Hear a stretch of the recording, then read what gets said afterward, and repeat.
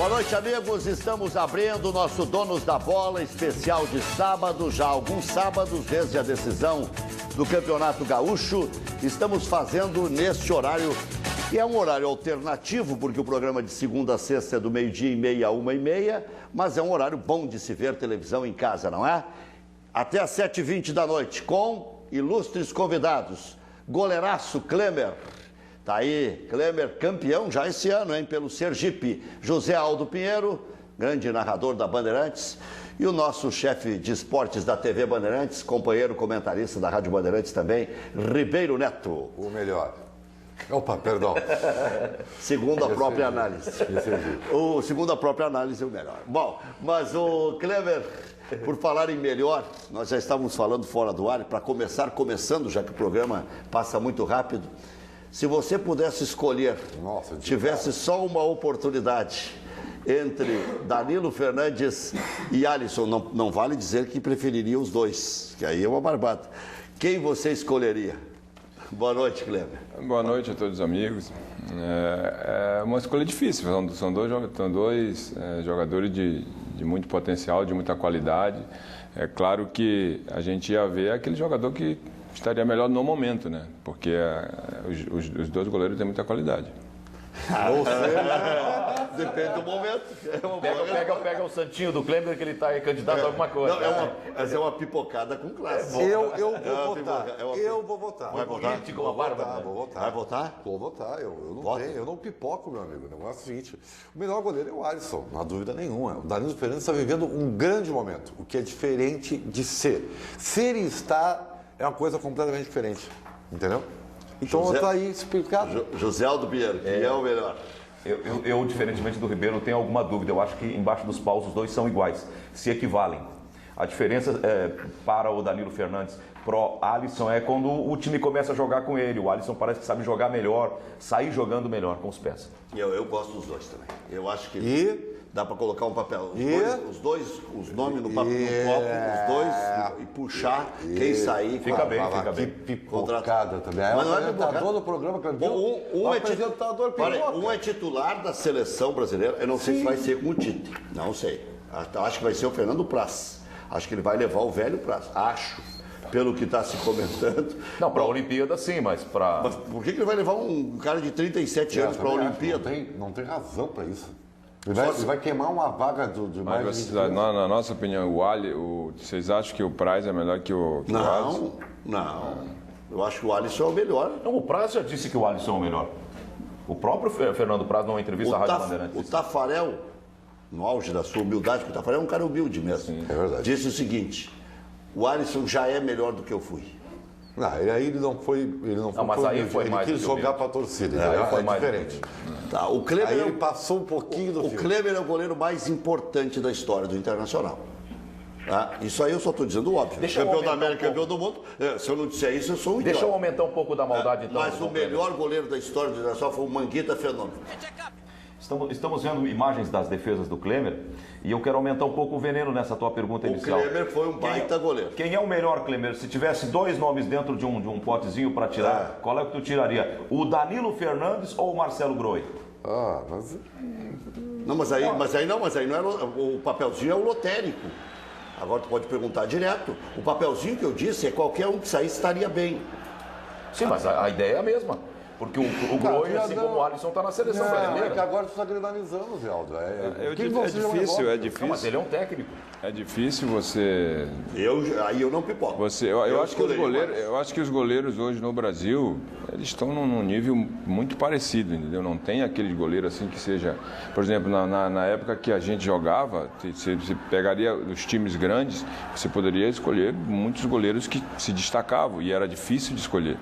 Hoje, eu acredito assim, como a seleção está fazendo esse rodízio, toda essa situação de experimentar jogadores novos, a maioria dos goleiros que tem hoje no Brasil ou que estão jogando fora, eles estão praticamente ali no mesmo nível, né? Os goleiros de time grande. Você pode pegar aí o goleiro do Cruzeiro, o Fábio, você pode, o Marcelo, o goleiro do Inter, esse menino que está aí agora, o Danilo, que também é um baita goleiro. Não foi à toa que ele fez um baita campeonato ano passado, né? Chegou, as partidas que ele jogou no Internacional, e você sabe que jogar com a camisa do Internacional é uma coisa, jogar com uma camisa de um time médio é outra, e o peso é grande e ele tem correspondido. Esse foi o momento mais um dos mais emocionantes da tua vida? Com certeza, com certeza. E olhando agora, acho que é mais, né? Vendo o Fernandão aí, né? Isso aí não dá nem para ver que a gente fica arrepiado, né, meu? Parece que a gente está vivendo isso aí de novo. E o mais hoje a gente tem um momento alegre e um momento triste aí nessa imagem, né? Então isso às vezes também dói muito na gente, né, cara? Que era um cara aí que eu acho que não, para mim, em relação à parceria de futebol, de dia a dia, esse cara aí não tem igual. Era um triunvirato, né? Ele, o Yarley e o Fernandão. Eles comandavam. Ele, isso diz o Kleber, né? Sim, ele não, Kleber... Não, sim, nada bem. É que eu estou falando. Não, mas eu só traduzir. Viu, Kleber? Então, era um triunvirato. Tu disse ele, o Fernandão e o Yarley. Vamos envenenar de novo. Eram vocês três que mandavam ou era o Abelão que mandava? Mas aí tu quer provocar o velho? Não, é pelo amor de Deus. Ele cometeu Não, mas a pergunta é para ele. Mais uma idiotice. A pergunta é para ele. Não, mas eu já estou acostumado com essas idiotices. Não, então eu vou dizer o que o Abel era um cara, meu. O Abel não tem como a gente questionar em relação em qualquer situação aí.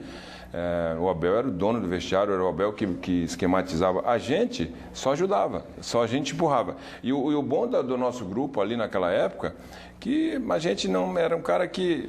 Nós éramos uns caras que varriam o vestiário, tirava as coisas ruins. De ganhar, não era gostava tudo que a gente fazia, toda a competitividade que a gente tinha era em prol do Internacional ser campeão. E com isso...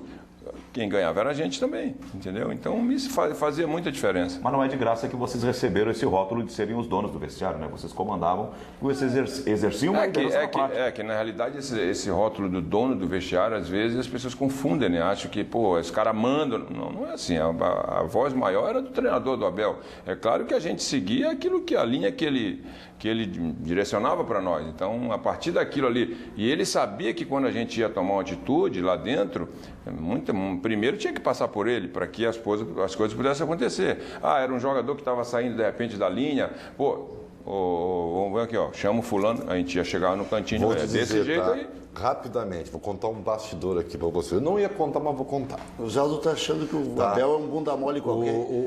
Sim, eu não estou nem falando do Abel. O Abel que vai evitar estresse no programa. Né? O Kleber, uma vez, e a gente sempre tinha ligação, a gente era repórter, eu tinha cabelo ainda, acho, Kleber. Eu acho que eu tinha cabelo ainda. Para vocês, como esses jogadores experientes, eles sabiam lidar com a situação, o Kleber, uma vez, ligou para mim, não sei nem se vocês se lembram, porque o Nilmar estava passando por uma fase muito ruim. Entendeu? E o Nilmar estava precisando de ajuda. O que eu fiz lá? Peguei o Nilmar, eu acho que o Baldasso fez isso que estava na outra emissora e tal. O Kleber espalhou isso aí. E nós pegamos o Nilmar, levamos para a televisão, botamos na rádio a falar com os torcedores e coisa e tal, para dar um up, porque ele estava meio depressivo, acho que ele estava precisando. Quer dizer, quem se importa com isso, o Nilmar não se lembra disso, né? Tudo bem. Mas quem se importa com isso... Não lembra não. Mas quem se importa com isso é que tem, né, capacidade de liderança também. E eu tenho certeza que ele está usando isso, Klemer, agora no cargo de treinador. Com certeza. Isso é importante demais, você ter aqueles jogadores ali que tem uma liderança positiva, né? Aqueles jogadores que vão brigar pelo grupo, brigar pelas conquistas. Enquanto você vai falando, nós vamos vendo o Inter e Botafogo de 2014, 2-0 Colorado. Quem treinava o Inter? Abelão, Sacha e Alex, os gols colorados. Pode falar, Kleber, desculpa eu te interromper. E essa liderança ela é importante hoje. Ontem, foi segunda-feira, eu acho que eu vi, foi o Jorginho falando. Acho que estava no Bem Amigo da importância dele quando ele era jogador, em relação a... Então isso passa por lideranças positivas, entendeu? Então isso é um aprendizado para a nossa vida. Porque quando acontece isso dentro da tua carreira, com certeza isso é uma coisa que tu vai guardar para a tua vida toda, para quando tu tiver em uma outra função que você precisar daquilo, você vai usar aquilo. E para isso você tem que, claro, detectar as pessoas, aqueles jogadores que têm, né, esse potencial. E é importante demais hoje num vestiário você ter esse tipo de jogador. Eu estava lendo outro dia um depoimento, Klemer, por ocasião do marco de 2 anos da passagem do Fernandão, em que havia um depoimento de um companheiro de vocês de vestiário dizendo que às vezes acontecia que o Fernandão era uma pessoa tão persuasiva, tão equilibrado, tão inteligente para negociar as relações de vestiário, que ele até contribuía na palestra com o técnico com uma ideia para o jogo. Quando o cara ganha um certo tamanho, isso não é uma interferência, não é um menosprezo, não é uma diminuição do profissional. Essa fala que eu li, esse texto que eu li, referia-se a uma palestra do Joel Santana, quando estava no Internacional. O Fernandão conhecia mais o grupo do que o próprio Joel quando ele chegou. Então essas coisas elas se tornam um pouco corriqueiras. Mas a imagem que corre mundo afora e para a vida inteira do Fernandão falando antes de entrar em campo em Tóquio, isso é normal, isso é o ritual do vestiário, o Klemer falava. Isso não é uma introdução no trabalho do técnico. Não, o Fernando, ele sempre... Eu sou meio suspeito para falar do Fernando, porque eu sou um admirador dele, sempre fui um admirador dele, e ele era assim, um cara muito inteligente, né? Até na maneira dele colocar as coisas numa situação dessa, ele sabia como colocar para não atravessar o treinador, para não achar que ele tinha mais a palavra mais forte do que o treinador. Então ele sabia colocar, ele sabia se posicionar. E isso o que acontece? O treinador, os caras aqui no Internacional sabia qual era a liderança do Fernandão no grupo. E sabia que quando ele falava, as pessoas escutavam, né? Porque às vezes as pessoas... eu sempre falo isso comigo, o líder, você não faz um líder, você está entendendo? O líder, ele já vem com aquela liderança. E você começa treinador, a detectar quem são os líderes. E você como treinador, Kleber, se aparecer um líder à lá Fernandão... Vou abraçar ele. Tu quer? Com certeza, vamos se abraçar junto. Vamos junto, porque eu sei que esse cara vai me ajudar. Isso é o que o técnico procura, né? Com certeza. Bom, tá aí a vitória do Internacional contra o Botafogo, né? Como é que tu tá vendo o Inter, hein, Kleber? Tô vendo com uma alegria que tu não tem noção, cara. Ver todos esses garotos jogando aí, isso aí para mim é uma satisfação muito grande. Tudo porque, filhote do Kleber. Eu tive uma participação grande ali no momento de construção desses atletas aí, e eu sinto uma satisfação e uma alegria muito grande ver eles hoje aí no time profissional, né? Ferrarense foi do teu tempo? Todos eles aí, a maioria, todos eles. Tem falado com o Yarley sobre isso? Estava com o Yarley ontem jogando, eu estava assistindo o jogo com ele ontem. A gente estava tomando um vinho na casa de um amigo lá em Gravataí. Um abraço para o Fabiano aí, cara, gente finíssima. E aí nós fomos para lá assistir o jogo e a gente comenta muito futebol, né? E, claro, dentro daquilo que eu já passei pelo Internacional ali na base, a gente procura conversar também. Fabiano assistiu o jogo de costas, porque ele queria mais ouvir vocês do que ver a imagem. A gente fã desses amigo de muito tempo já. Mas assim, tem alguém ainda que vai surgir que tu sabe ali que ainda não desabrochou? A gente, olha só, da época tem o Ian Pita, né, cara? O Ian Pita que já está aí, já tá subindo. Agora, da época que eu saí, né? Porque a maioria dos jogadores que estão hoje aí foram os que trabalharam comigo ali, que subiram. Eu não sei esses outros jogadores agora, porque aí tu tem que estar dentro do processo para te poder saber. Mas... O uruguaio esse que o Diego Aguirre indicou, que é do teu tempo? Não é do O zagueiro esse? Não é do meu tempo. Porque tu chegou trabalhando com o Diego Aguirre na mesma época. Claro. Esse é o Hack? Mas não de é 22 anos, né? Não é do meu tempo. Vamos ver a vitória do Internacional. A vitória, era para ser, né? Mas o Internacional acabou cedendo o empate. Começou ganhando, jogando um bom futebol e depois foi sendo jogado para trás. Como é que você vê isso já, falando como técnico, já pode falar da tua carreira também, Kleber?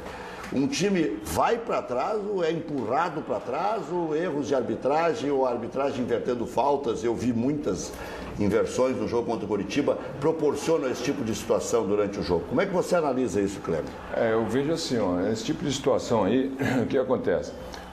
Eu acho que a gente não deve mudar a postura que o Internacional teve no primeiro tempo.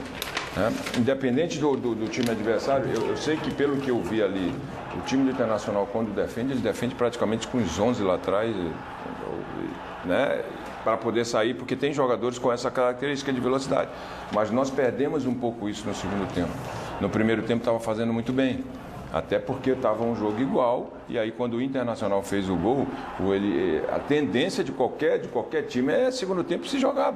E você tem que ter uma estratégia para tirar proveito disso. Nós vamos defender porque o Coritiba vem todo para cima? Legal. Mas nós temos que ter um contraponto. Qual é o contraponto? É usar a velocidade dos atletas.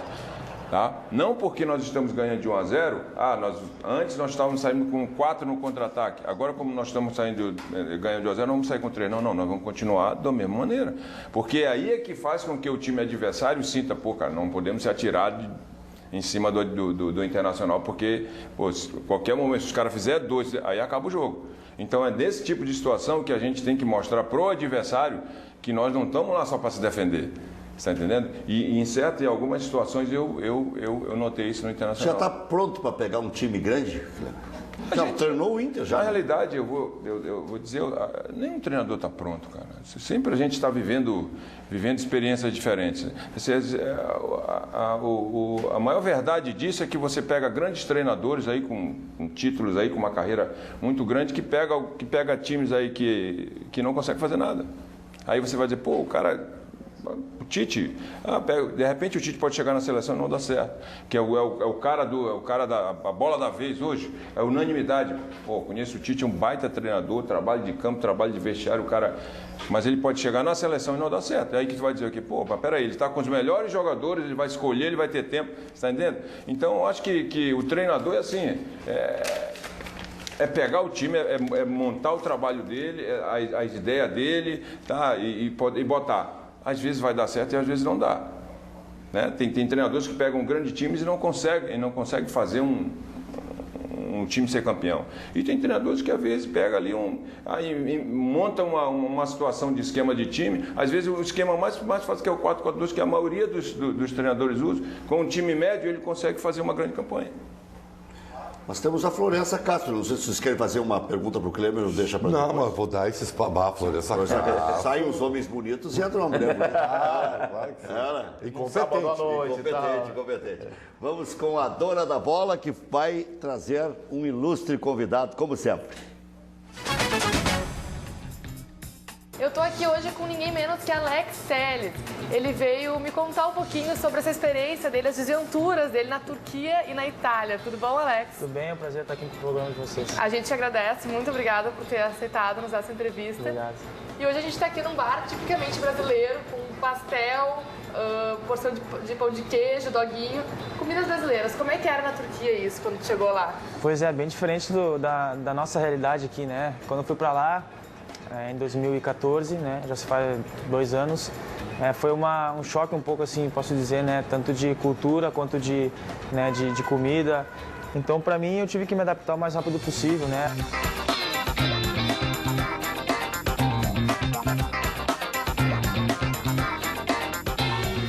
E as roupas, chegou a usar alguma daquelas roupas diferentes? Não. Lá, na verdade, tem os muçulmanos mais fanáticos, né, mas tem pessoas também que não usam. É mais as mulheres, né, são as pessoas que mais usam a roupa apropriada. Então, realmente, eu não cheguei a usar, né, mas a gente vê nas ruas, né, é um respeito que a gente tem pela cultura. Como é que é essa questão? Assim, as mulheres todas usam isso? Ou existe algum grupo de mulher, não sei, que não trabalha, que termina usando isso? Como é que é, assim? Existe uma regra? Na verdade, nem todas usam, né? Tu caminha na rua, normalmente tu vê as mulheres também sem nada, com o cabelo normal aparecendo, né? Mas também é muito normal e comum tu ver na rua as mulheres cobertas, não no rosto, que nem, né, na Arábia, mas pelo menos o cabelo, né? Com roupas longas. E é um mistério, né? Saber o que tem embaixo daquele pano. Pois é o que dizem, né? Dizem que elas são bem misteriosas, né? Pra causar curiosidade, mas eu não fui muito afim nesse quesito. Você não teve nenhuma experiência, então, com nenhuma dessas mulheres? Não, até porque eu sou um cara comprometido, né? Tem minha namorada, então... Mas respeito, né? Eu acho que não tem... Quando existe respeito, não tem o que acontecer. Como é que era feita essa comunicação na Turquia, sem saber falar a língua? Fácil não era, né? Mas a gente sempre tinha... Claro, tinha um tradutor no clube, né? Tinha o cara que nos ajudava, estava sempre em contato com a gente. Durante todos os dias, na verdade, que era treinamentos e jogos. E também a gente tinha telefone pessoal, quando precisava de alguma coisa, pedia. E essa moça que trabalhava na sua casa, como é que era isso? Como é que você encontrou essa pessoa? Na verdade é por indicações, né? Lá quando a gente chega nos clubes, sempre tem os jogadores que estão há mais tempo e acabam nos indicando, né? Então eu tinha essa indicação, ela já trabalhava na casa de outros jogadores e o próprio clube que me indicou. Então, se precisasse de alguma coisa, eu sempre ligava pro tradutor do clube, pedia alguma coisa, falava com ela. Então, ela não falava inglês, então era uma coisa mais difícil. Nossa! Então, ela entrava na casa, sabia o que tinha que fazer, a gente sempre... Se comunicavam por mímica? Praticamente. Então, era uma coisa que realmente era um pouco difícil, mas sempre quando apertava alguma coisa que precisava realmente, ligava pro tradutor e trocava uma ideia com ela e assim... E aconteceu alguma situação assim complicada com ela, por ela não ter entendido alguma coisa? Não, na verdade uma situação meio complicada que aconteceu foi que, agora que eu lembrei, ela tava... Porque eles fazem as rezas deles lá, né, 3 vezes ao dia, se não me engano. E teve uma hora que eu realmente precisei dela e saí pela casa gritando, chamando por ela e ela não me respondia. Então eu cheguei no quarto e não encontrei ela. Quando vi ela estava do lado da cama assim rezando, botou o tapetinho e estava rezando. E eu cheguei gritando, atrapalhando a reza dela. Me senti assim, tô atrapalhando a reza dela, ela nem me deu moral, continuou fazendo a reza dela, virei as costas e saí. Estática, eles não se afetam assim mesmo. E a partir daí eu comecei a entender mais e não sair gritando, chamando, que tem horas que realmente a mesquita toca, né, direto lá, 3 vezes ao dia. E então acaba que nessa hora, eles rezam, tem uns que se ajoelham, botam um tapete, até o nosso próprio porteiro, uma vez eu cheguei, precisei dele, e tava numa pressa e tive que esperar ele terminar a reza para depois entrar em casa, então assim, é legal, eu respeito bastante, mas são histórias para contar que a gente leva pra vida. Então tá, para encerrar, manda aí um abraço, um beijo para quem tá nos assistindo em turco, sabe fazer? Em italiano. Italiano talvez, posso tentar. Ferrei o coitado agora. Grazie mille per tutti, un abbraccio, alla prossima. Muito bom, como sempre, Florença Castro trazendo os grandes astros que percorrem... O Alex Telles é um cara de sorte, né? Todos os mas não é só sorte também. O cara, além de ser entrevistado pela Florença... O Zé Aldo já me irritou, agora tu vai me irritar. Olha a linguagem. Esse é um jogador apenas mediano e conseguiu ir para a Inter de Milão, né? Passou lá um pouquinho na Inter de Milão, tá na Inter de Milão agora, né? Como ele tá jogando lá, Ribeiro? Mas antes estava na Acabou de se despedir em italiano? Galatasaray. Agora. E foi eleito, inclusive, o melhor jogador do Campeonato Brasileiro. Mas o Galhardo também foi, né? Então isso não quer dizer muita coisa. Quem também foi? O Galhardo. Mas o Galhardo fez um grande campeonato. O que o Ribeiro quis dizer é que num ano foi escolhido o Alex Telles, no outro foi o Galhardo, que jogadores médios acabam médios. E aí ele está tendo carreira na Europa sendo um jogador médio. É que há jogadores que passam aqui muito jovens. Está tudo muito nivelado. E eles vão se aperfeiçoando, vão evoluindo da carreira do atleta de futebol profissional. Minuto do Banho de Cidade.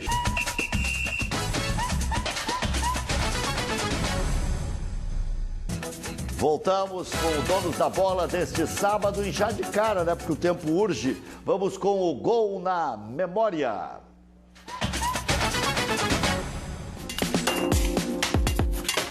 Na semana passada, dia 17 de junho, Diego Souza completou 31 anos. Dia 9, no dia 24 de junho de 2007, Diego Souza marcava o segundo gol do Grêmio na vitória por 2-0 sobre o Inter no Beira-Rio. 24 de junho, Internacional 0, Grêmio 2, Diego Souza, Galo treinava o Inter, Mano Menezes treinava o Grêmio. Lembra disso? Lembra o goleiro? Mas não dava ali, né? Não, mas nós mostramos antes as grandes defesas do Grêmio. Isso aí faz parte da vida do goleiro também. Eu vou bancar o bruxo do grandão. Pô, aquela bola ali não, né, cara? Olha ali, ó. Não tem como pegar. Não deu nem pra respirar aquela bola. Tu sabe que o corpo se irrita, né? Tu nota o cara irritado pelo caminhar pelo corpo. Viu que ele ficou mordido com aquela bola? Kleber, né? Larguei de mão. Não é que o corpo é o seguinte, o corpo fala. Se expressa, né? Se expressa. Kleber, projetos daqui pra frente. Cara, agora é trabalhar, né? Trabalhar num clube, tá? Nesse período aí que a gente não está trabalhando, tá sempre atualizado, estudando, vendo jogos da Série A, B, C, aí para estar bastante informado, né? Nas equipes, na maneira como os treinadores jogam, na característica de cada jogador e esperar agora uma oportunidade para poder trabalhar de novo, até porque nós fizemos agora também um grande trabalho lá em Sergipe, lá em Aracaju, um time aí que vinha há 3 anos que não conseguia chegar numa final de campeonato, tem um calendário durante o ano todo. Nós conseguimos, além de chegar na final, ser campeão, contra uma das grandes equipes lá, que é o Itabaiana, porque a outra é o Confiança, que é da capital também. E graças a Deus as coisas estão encaminhando da maneira como a gente está pensando. Devagarzinho a gente vai subindo o degrau aí para almejar uma coisa maior lá na frente. O Inter ainda colhe muitos frutos da sua passagem por lá no trabalho de base. Você sabe que houve um problema do presidente atual, da administração atual, que fez com que você saísse do Beira-Rio. A troca de direção poderá fazer com que possa tu retomar aquele projeto do Internacional? Boa pergunta, Celso. Boa pergunta. Olha, a gente nunca sabe, né? A gente não sabe qual é o pensamento. O meu pensamento, todo mundo sabe que hoje eu sou um torcedor mesmo do Internacional, todo mundo sabe disso. E não prova que na outra situação que nós estávamos conversando aqui, eu falei que hoje eu estou muito feliz com os atletas que estão hoje despontando aí no time profissional. E é claro, a porta de emprego, a porta de trabalho a gente nunca fecha, né? Então, porque o Internacional ele vai estar sempre ali. As pessoas passam, mas o Inter vai estar sempre ali. Quem sabe aí numa outra oportunidade a gente possa estar de novo aí. Comparações são sempre perigosas, Klemer, mas nós temos aqui na Dupla Granal hoje dois estilos bem diferentes, né? Não apenas de como se manifestar, mas também no padrão de jogo, né? O Argel de um lado e o Roger do outro. O que você acha do Roger? Aliás, o Grêmio pega amanhã O Inter pega o Botafogo, Grêmio Atlético Paranaense. Exatamente. 4 da tarde, os dois jogos. O que tu acha do Roger? Eu acho um baita treinador. O Roger, eu conheço o Roger, né, cara? Um cara que ele não está à toa, né, onde ele está hoje. Enquanto isso, ele estudou... Klemer, só para dizer, vamos recordar, Atlético Paranaense 1, Grêmio 2 de 2015.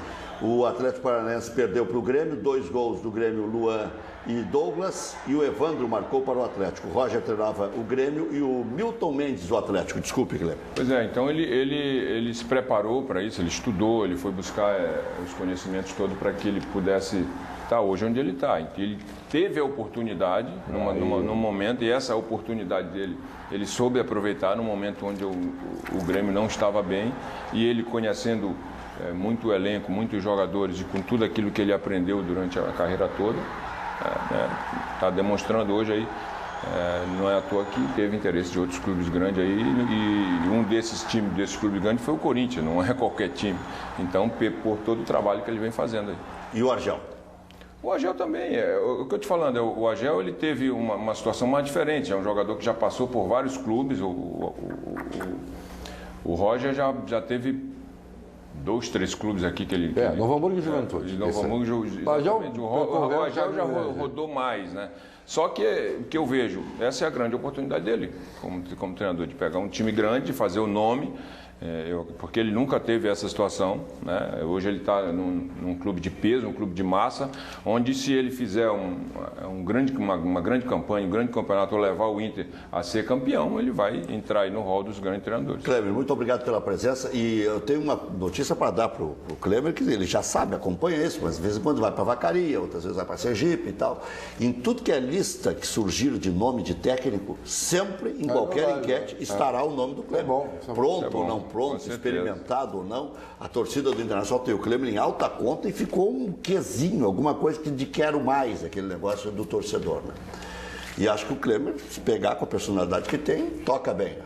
Obrigado, Klemer, pela presença. Eu que agradeço, um grande abraço a todos. Obrigado, Zé Alto. Obrigado, Ribeiro. Sei.